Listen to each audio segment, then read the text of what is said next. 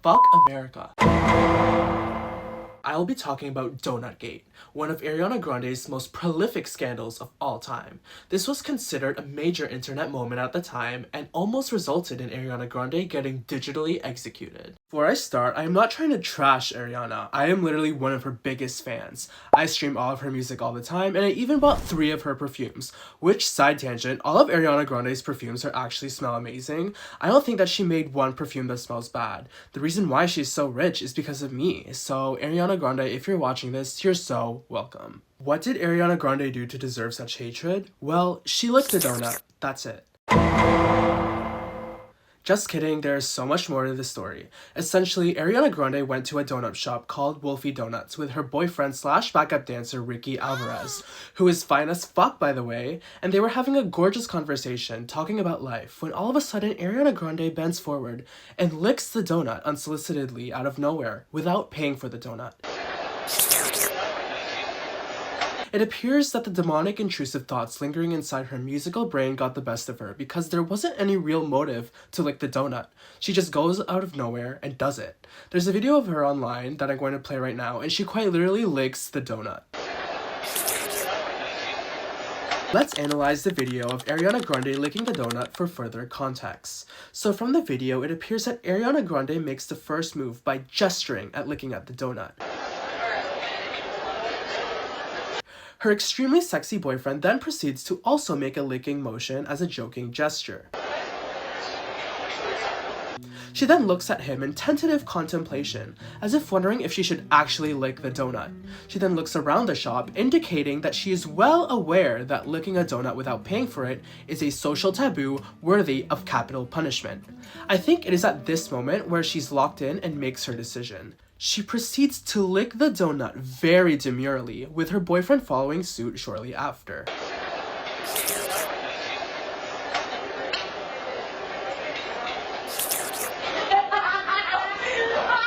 You would think that licking the donut would be scandalous enough. But no.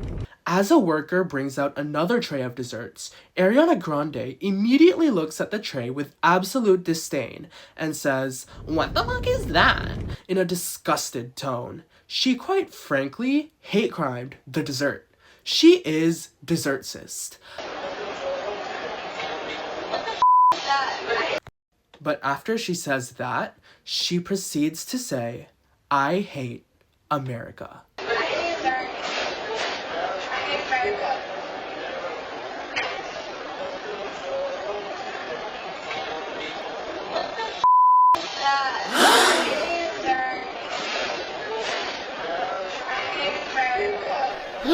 I don't know why a weird-looking dessert prompted her to drag America through the mud, but it must have contained some voodoo because she did say it. Let's psychoanalyze Ariana Grande to get a better understanding of why she might have committed this crime against humanity. Well, Ariana Grande from a young age was from an incredibly privileged background. She grew up in Boca Raton, Florida, an extremely wealthy neighborhood. Think of Boca Raton as the Beverly Hills of Florida. This was her childhood home, 6 bedrooms, 14 baths, secluded property with a pool, 6,000 square feet on half an acre of land. Yes, us poors cannot relate. Her mother is Joan Grande, CEO of Host Macon Media. Because of Ariana's background, she had the resources necessary to pursue a career in the extremely competitive entertainment industry. At 8 years old, she performed the national anthem at an NHL game.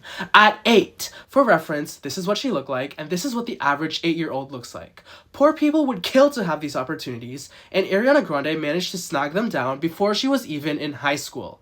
She attended Pinecrest School, an extremely expensive private high school, with this level of tuition. She then moved to New York when she was 14 for performing arts, where she got to hone her craft for the arts and pursue other opportunities.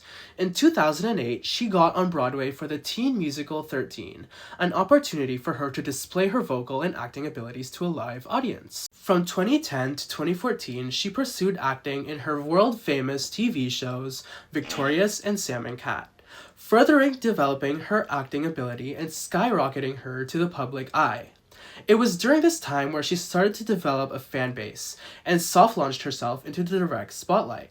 In 2013, she released her debut album, Yours Truly, her very first attempt at becoming a major pop girl, with the main single The Way featuring Mac Miller reaching the top 10 in the Billboard charts. In 2014, she released her sophomore record, My Everything, where the lead single, Problem, featuring now C-list celebrity Iggy Iggs, hit number 1 on the Billboard Top 100. These astronomical successes are very profound for someone who has only released 2 albums, and Ariana Grande achieved all of this success before the age of 22. Can you imagine? For reference, the average 21 to 22-year-old is fresh out of college, unsure what to do with their life, struggling financially, lost in a sea of choices, drowning in student debt, moved back in with their parents, and is probably depressed. Ariana Grande's life is completely disconnected to how the average person lives their life. Now, obviously, Ariana Grande wouldn't have been able to do this without her mother. It is obvious that her parents leveraged their connections in order to help Ariana Grande thrive. They gave Ariana Grande the necessary resources to help develop her artistic capabilities and to give her the industry connections that presented her with these high visibility opportunities. And let's not forget the business side of the industry. Many artists mess up in the music and acting world due to their inability to navigate the business relations. Due to Ariana Grande's background, her parents have the knowledge and the expertise to help her navigate through these complex strategic decisions. In addition, Ariana Grande has had multiple acting roles, and she herself has experience and connections within the industry. Again, imagine having all of these experiences prior to the age of 22. Now, where am I getting with this? Well, having win after win from such a young age is bound to have an impact on your psyche. When you're a child born with the world at your fingertips, there's a small part within your soul that believes that you're untouchable, that you can do anything you want without consequences due to the safety blanket of your talents and your connections always being there to lift you up should you fall. Ariana Grande was the new pop princess, getting whatever she wants, whenever she wants. However, with power comes consequences, as the diva allegations surrounding Ariana Grande started to rise. With Ariana Grande being at the top of the universe and on everyone's mind, there indeed became a swirl of diva allegations, with many coworkers describing her as difficult to work with, and many fans describing her as rude. One experience of a blog post said that when they met Ariana Grande forced them to delete a photo after claiming that the photo wasn't taken at her correct side. They also claimed that during a meet and greet, she barely acknowledged the fans. No hello, no highs, no nothing. She just gave them the same hollow smile and dismissed them as if they were nothing. Ariana Grande also has a reputation at Disneyland out of all places. For context, typically celebrities and people of wealth will be escorted around by a Disney guest relations cast member called a plaid. Plaids are called that way because they wear plaid vests and they are easily identifiable. Their job is to give VIP tour guides, help guests skip lines, book reservations, and offer a customized and enhanced park experience. At times, their job will be to escort the celebrity to the front of the line and bring them to the next attraction once the celebrity exits the ride. Think of it as like a white glove experience for anyone with status and wealth. Us poors, unfortunately, don't get that experience. A worker at Disney recalled her negative experience with Grande. She said, "If you happen to know any plaids, they will tell you that Ariana Grande is the rudest person that has ever graced the parks. I can't tell you how many of them I've met that will not guide her around the parks anymore." Yes, these celebrities do get special treatment, but that doesn't give them an excuse to be disrespectful. Typically, they get to skip the lines, but they also have to ride with the average commenter because you can't just hold up the ride for just one celebrity, right? The Disney employees said that Tina Fey came in and that she was fine with sitting with the average commenter, but Ariana Grande, however, is not. She demanded that the park operators completely shut down the rides for hours so that she can have a private experience. The audacity, but also somewhat iconic. Can you imagine sitting in line for 3+ hours, sitting in the sweltering heat of California, about to go on a ride, when all of a sudden Miss Entitled Ponytail in an oversized sweater pulls up and says, "Get out of the line, 'cause I'm riding this bitch." I would be pissed. At Universal, she was apparently demanding free food and throwing around the infamous question that all celebrities love to ask, "Do you know who I am?" Classic celebrity entitlement. How does this all relate back to the donut licking incident? Well, Ariana Grande's privilege, history of wins, and sudden surge in fame probably gave her a sense of entitlement, made her think that she's untouchable in every way, and that she was above the laws of the untalented commoner. And as a result, she thought that she could lick the donut without facing any consequences. Or maybe a demon just possessed her in that moment, and she just went straight for it. I am probably overthinking this to the maximum degree, but that's what makes this fun. Now, after the donut got licked, the world went berserk. It was a full-blown media apocalypse. The internet erupted in a volcanic frenzy, and the comment section was more than just a comment section. It was a war zone full of American patriots and fans of sanitary food practices holding their pitchforks ready to execute Miss Grande. Tabloids, fan videos, press articles started to pop up by the masses on Ariana Grande's donut licking. The sheriff of the town even conducted investigations into the incident. Every talk show host was talking about it, and many were very offended at what happened. People were pitching in their own thoughts on what the consequences of her actions should be. The star's innocent, sweet, pop star image immediately vanished at the blink of an eye. What was once Nickelodeon's star girl with a giant voice instantly turned into a bratty, high ponytailed, entitled, anti-American donut licker. The Guardian had this insane headline mentioning that Ariana Grande was maliciously licking the donuts, and I would like to say there was no maliciousness in the way that she licked the donut. I would describe it as a very soft lick, a gentle caress on the donut, if you will. The owner of the donut shop, Frankel, was obviously pissed off at the matter and said that she should be charged. I mean, look at how pissed he is. He looks like he wants to yank her from her 10-inch ponytail and give her a little whooping. Now let's talk about the consequences that the donut licking incident had on the business. It is important to note that due to food laws, it was technically not proper practice for the donuts to be left out in the open unprotected. They had to be stored and kept in a safe place. The employees defended themselves by saying that they just left it there while they were going to get other donuts. Nonetheless, it was still a violation, and the restaurant's A rating in food safety dropped down to a B. Imagine, the donut shop that you worked and hustled hours upon hours for to create gets a lower rating because some entitled, rich, famous girl in a high-ass ponytail and oversized sweater decide to lick your donuts out of nowhere.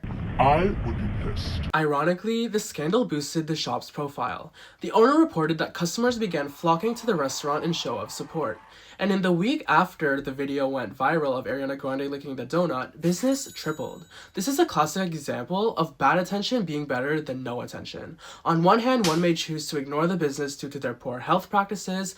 However, on the other hand, locals may be further motivated to explore the donut shop out of support for the business. After all, it wasn't necessarily a product quality issue that drove them to the scandal. It was quite literally Ariana Grande's fault. She's the one out here maliciously licking donuts with her donut licking dancer boyfriend. In addition, the idea of Ariana Grande even being at the donut shop itself is a form of marketing. If a world-renowned celebrity like Ariana Grande is out here in the shop, then maybe it's worth visiting. I too want to see if the donuts are worth the lick. Even though it probably wasn't the restaurant's preferred mode of marketing, it's still marketing nonetheless. No charges were filed against Ariana Grande. I mean, getting into a legal battle against Ariana Grande is an extremely uphill battle. She has all the resources in the world to obtain a strong defense and get away scot-free. In addition, it probably wouldn't have been the wisest financial decision to get into a legal dispute with Ariana Grande because there's no way that you're winning that. There's obviously a power imbalance here, and while that could be a whole other video, that's not what this video is about. But just know that it's there. In addition, there was no way to prove intent. Alas, we will never know Ariana Grande's real motivation to lick the donut, and there's no way to prove that she licked it with the intent of harming others. More video footage and more context would give us a better gauge on why she decided to lick the donut, but alas, we don't have that, and frankly, it's not that deep. Now let's get into Ariana Grande's statement and apology. Ariana Grande's statement followed the structure of any other celebrity/influencer apology. First, you start with the apology, what you're apologizing for. Then you start with an explanation of intent and try to contextualize everything to soften the blow. And then you promise to improve. The classic. Apology structure are what PR teams have been recommending to celebrities and influencers since the beginning of time. Once you see it in action, you can't really unsee it, and you'll see a noticeable pattern at every subsequent apology video that you watch. Try it. Let's analyze her apology. She starts off her apology statement by saying, "I am extremely proud to be an American, and I've always made it clear that I love my country. What I said in a private moment with my friend who was buying the donuts was taken out of context, and I am sorry for not using more discretion with my choice of words." This is the apology section of the framework, and I mean, it's as good as you can get for an apology. It's straight to the point and emphasizes that she didn't mean what she said and did. Then she starts spitting bullshit. She says, "As an advocate for healthy eating, food is very important to me, and sometimes I get upset by how freely we as Americans eat and consume things without giving any thought to the consequences that it has on our health and society as a whole. The fact that the United States has the highest child obesity rate in the world frustrates me. However, I should have known better in how I express myself, and with my new responsibility to others as a public figure, I will strive to be better." Wow. This is the explanation section of the framework, and I'm not really convinced that her justification for saying "I hate America," she blames saying "I hate America" and flips it on wanting others to eat better, healthy food. That's crazy to me. Like, who would actually believe that? I mean, it's obviously an attempt to turn around what others perceive as an offensive statement into a thoughtful cultural critique, but the connection from saying "I hate America" to criticizing American food consumption is way too disconnected for anyone to take seriously. I don't even think Ariana Grande took it seriously as well, and whichever publicist gave the green light to this statement was clearly on a substance and hopefully got fired. In her statement, she never really apologized for licking the donuts as well, which I think she should have done. What would have helped her case is if there were video footage of her conversations prior to hate criming the dessert and saying "fuck America." I think the world would have been more inclined to believe her had there been evidence, but there was not. This apology is an exact example of deflection where the offense gets framed in a broader context to help downplay the consequences of said offense. It was a valiant yet unsuccessful attempt. And lastly, we get to the final section of the apology, the promise to improve. She says, "However, I should have known better in how I conducted myself." Here, she promises to improve. What's funny here is that she says she should have expressed herself better. And I am curious, what does she mean by that? Did she wish that she expressed her critique of American consumerism better? Or did she wish that she could have said "fuck America" in a way that was less abrasive? Or maybe she was just regretting how she conducted herself in general.